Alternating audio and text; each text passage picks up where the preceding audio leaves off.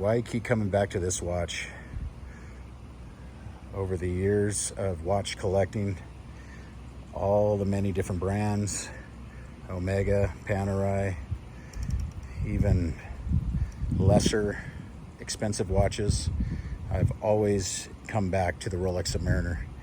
My first two-liner Submariner, purchased back in 2010, I believe, and somewhere in that range, was purchased for only $3,500. And these things in good condition fetch, 8 to 12 grand depending on condition.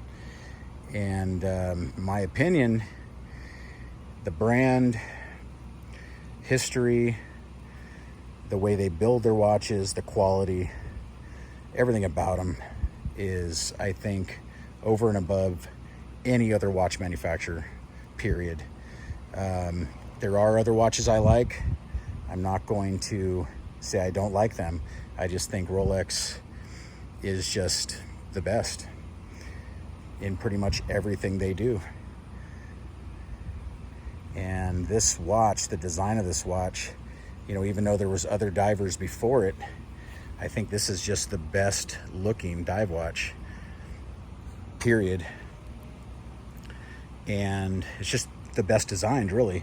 I mean, the Blancpain 50 Fathoms, everyone says that one was before this, which, the timeline, yes, it was, but honestly, I don't think it's as good as a watch. And even to this day, it doesn't have the notoriety or recognition that this one has. This one is just much better.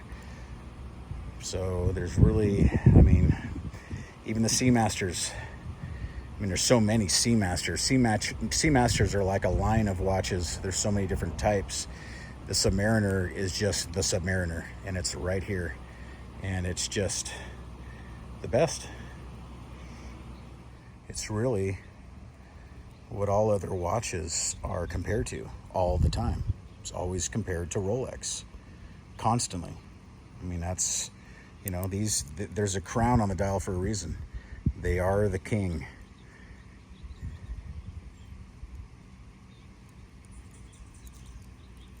And you really can't go wrong with these older 5 digits.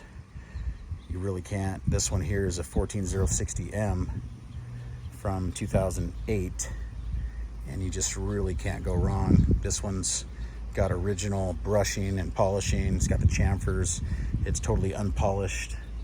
Has not been touched. Everything's nice and sharp on it. And this does have the engraved rehaut. And it also has the engraved serial number on the case, which that was a transitional deal where you find it on both places. After 2000, late 2008, 2009, they started only putting it on the rehaut. So that is really cool also. And this one also has the long F. See that right there.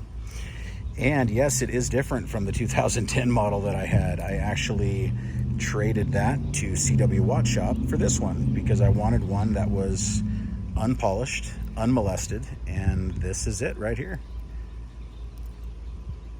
Look at this clasp. The crown is perfect, has not been worn down at all. Super sharp. Very, very good condition. But like I said, I've owned so many of these over the years, and it's just something that I won't part with in my collection. It's got to be the best. I was at the Rolex AD in my hometown here yesterday and was checking out some new watches. Of course, none of them were available, but I do like the Explorer 2. I think between the GMT Master 2, the Batman, and the Explorer 2, I would rather have the Explorer 2. There's just something about that polar dial with the orange GMT hand. It just really pops. I love that watch. And I managed to get on the wait list for it. Had a very good conversation with the manager there, and we really hit it off. So hopefully I'll get the call, and I'm sure it's not going to be anytime soon. Might be a few years, who knows, but hopefully if I keep checking in, I'll be able to possibly get that one because it's real nice. But anyway, just wanted to do a little quick little vid, guys. Thank you so much for watching, and please subscribe, and I'll see you in the next one. Thank you. Bye-bye.